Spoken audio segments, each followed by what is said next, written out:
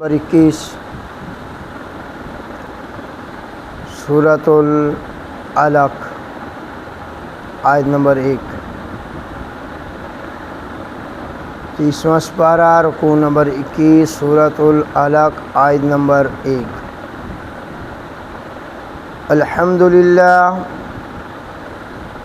الحمدللہ وکفی والصلاۃ والسلام علی من لا نبی بعدہ اما بعد فاعوذ باللہ من الشیطان الرجیم بسم اللہ الرحمن الرحیم اقرأ باسم ربک الذی خلق خلق الانسان من علق۔ پڑھیے آپ اپنے رب کے نام کے ساتھ جس نے پیدا کیا ہر چیز کو، پیدا کیا انسان کو جمے ہوئے خون سے۔ سبحان ربک رب العزت عما یصفون وسلام علی المرسلین والحمد للہ رب العالمین۔ اللہم صلی علی محمد وعلی آل محمد کما صلیت علی ابراہیم وعلی آل ابراہیم انکا حمید مجید۔ اللہم بارک علی محمد وعلی آل محمد کما بارکت علی ابراہیم وعلی آل ابراہیم انکا حمید مجید۔ انتہائی واجب الاحترام معزز مکرم اور میرے ذی شعور سامعین گرامی قدر، اللہ رب العزت نے سورۃ العلق کی پہلی آیت میں 3 چیزیں ذکر فرمائی ہیں۔ سب سے پہلی چیز علم کا ذکر فرمایا ہے،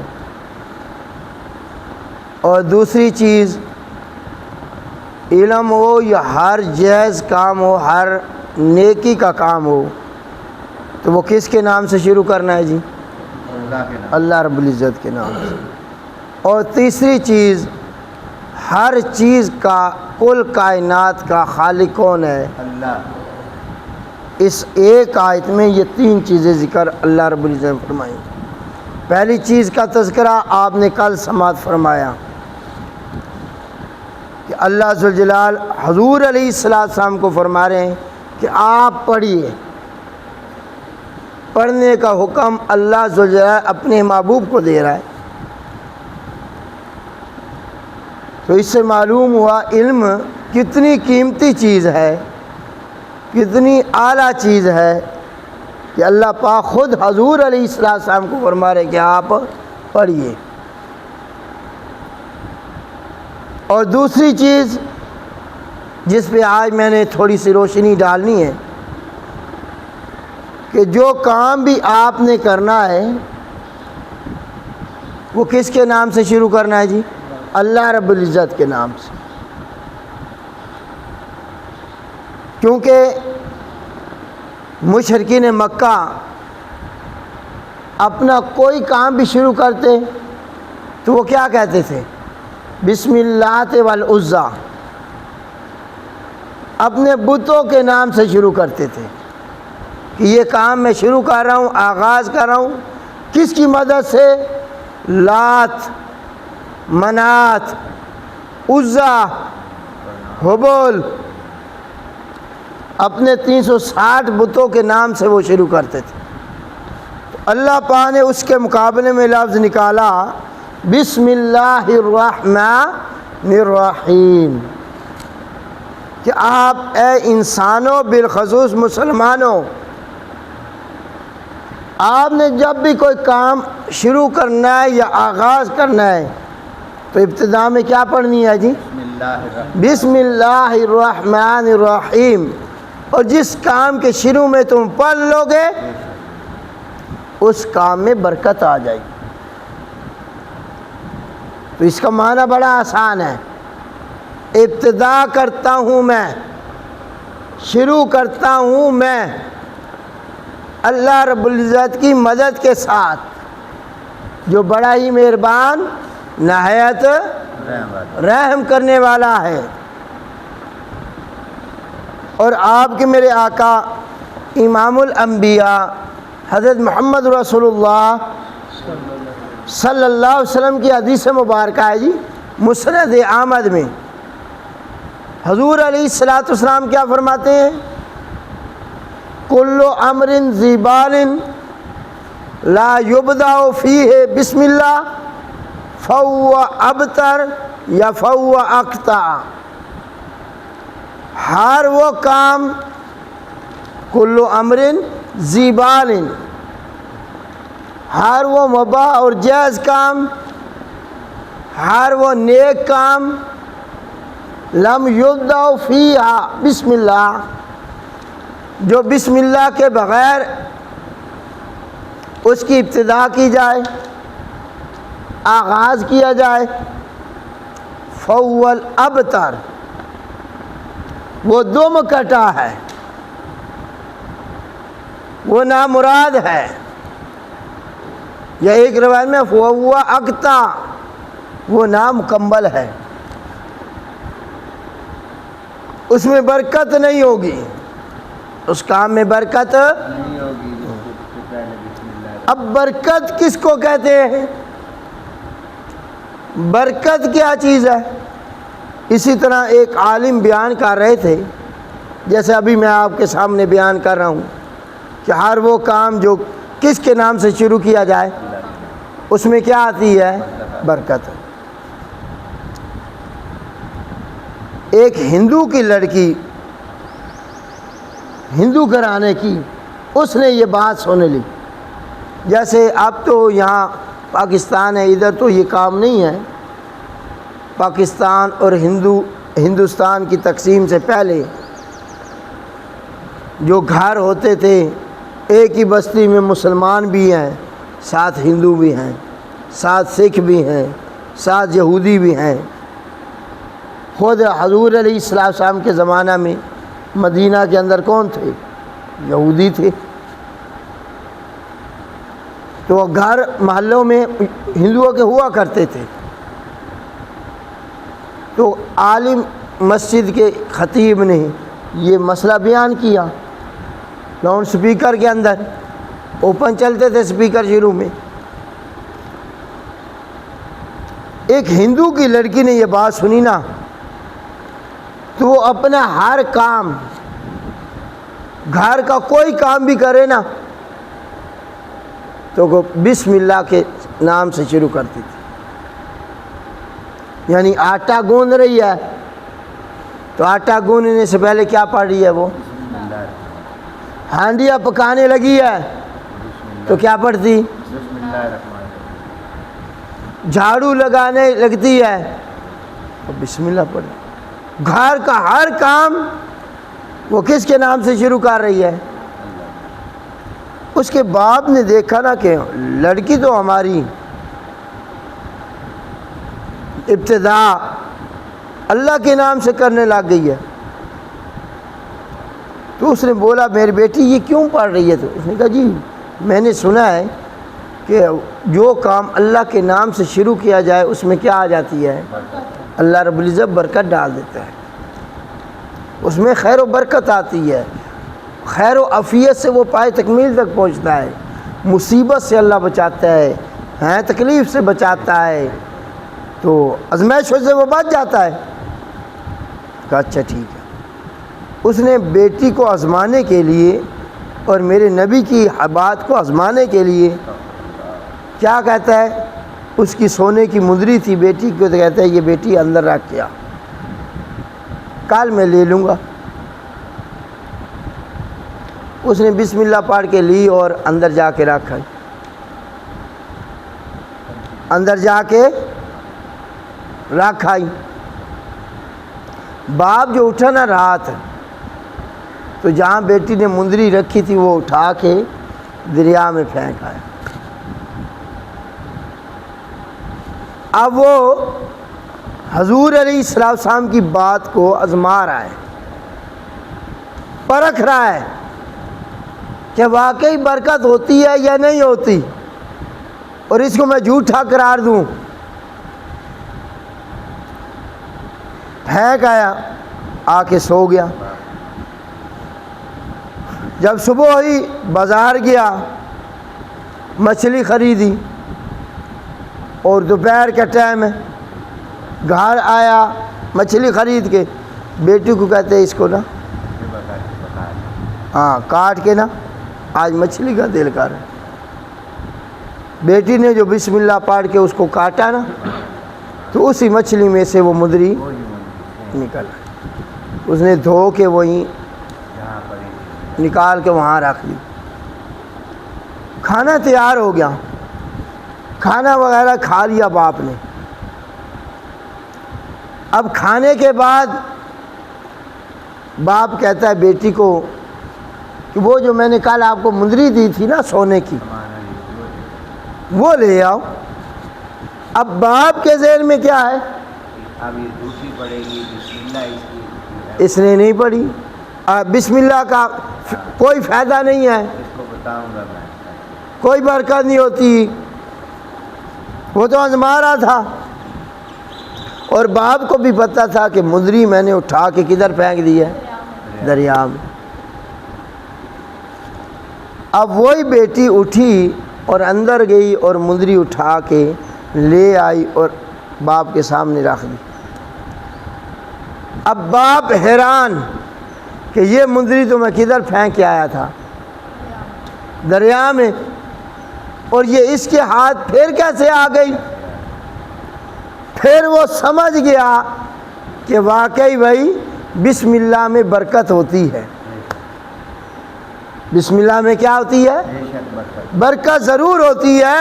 اس کا باپ اسی وقت مسلمان ہو گیا۔ یہ تو ایک چھوٹا سا معمولی سا واقعہ آپ کو سنا ہے، ایسے کئی واقعات تاریخ و سیرت میں آپ کو ملیں گے۔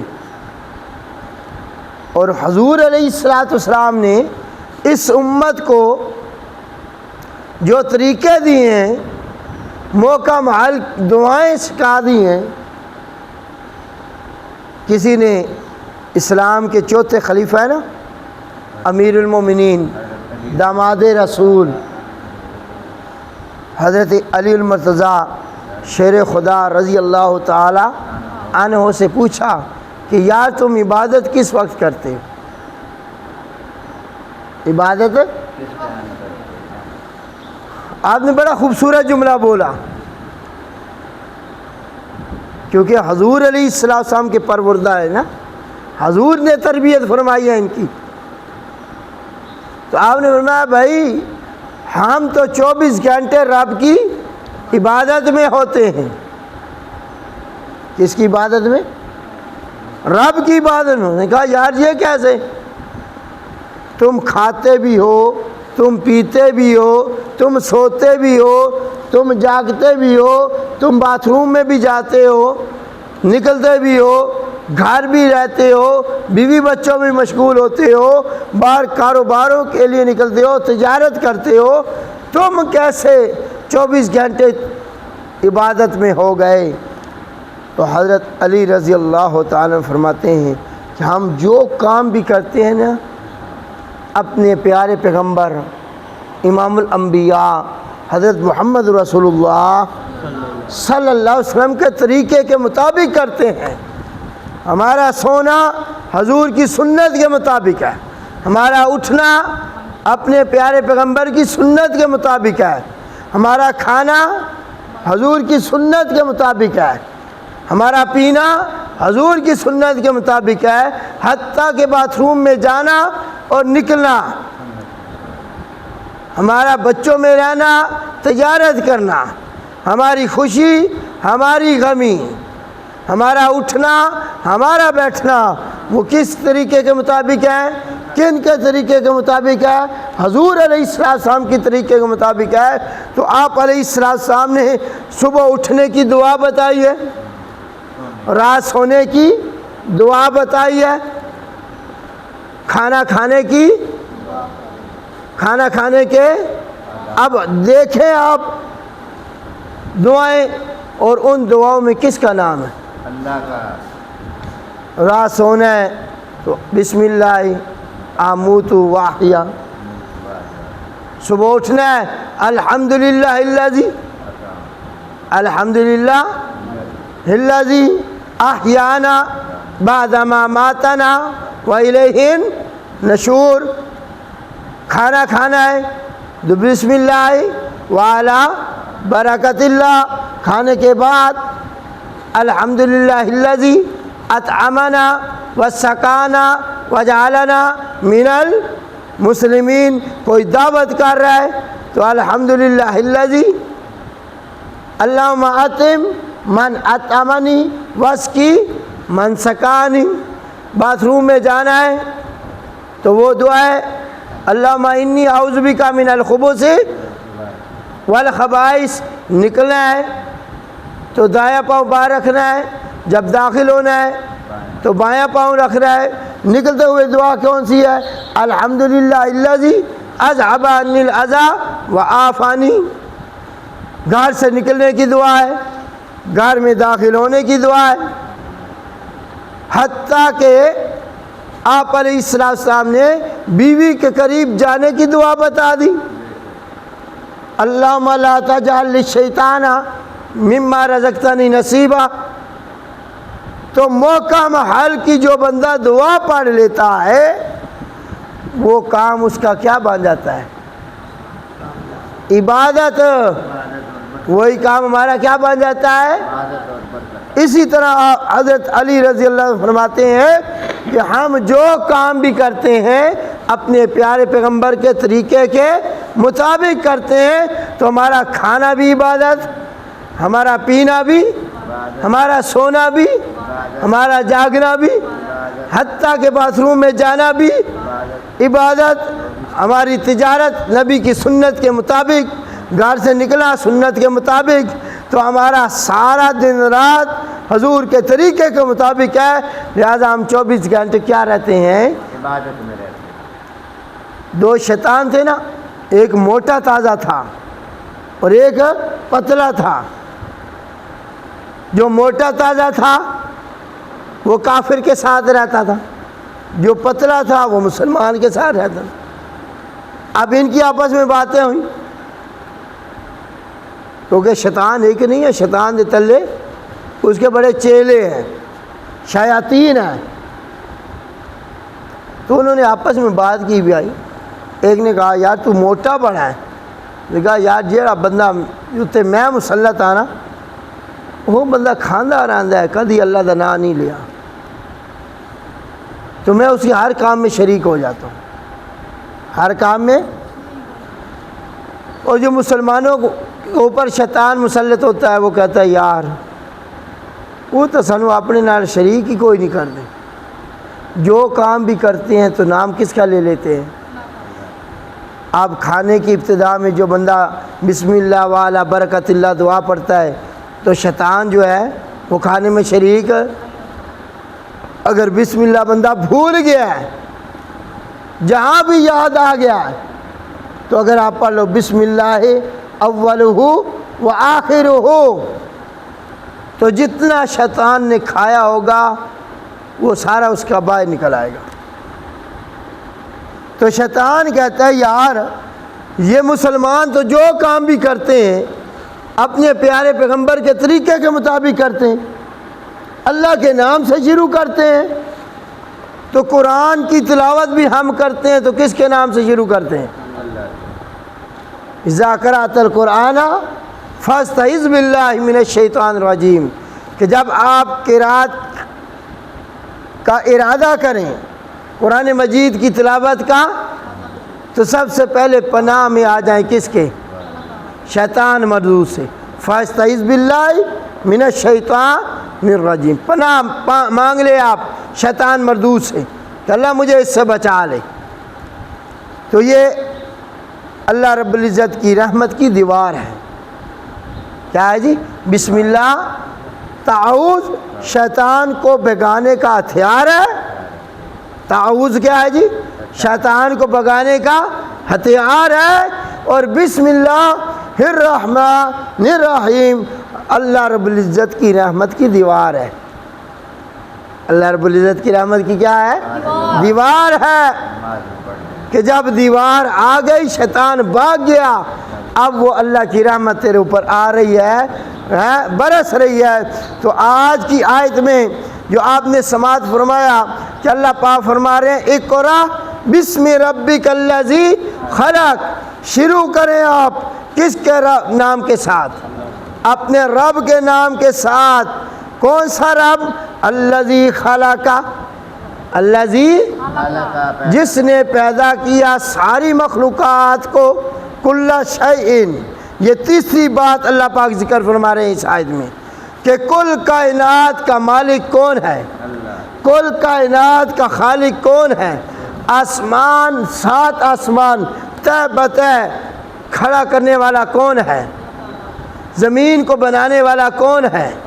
اس آسمان و زمین کے اندر، آسمان کے اوپر دیکھو تو سورج کا خالق کون، چاند کا خالق کون، ستاروں کا خالق کون، بادلوں کا خالق کون، فرشتوں کا خالق کون؟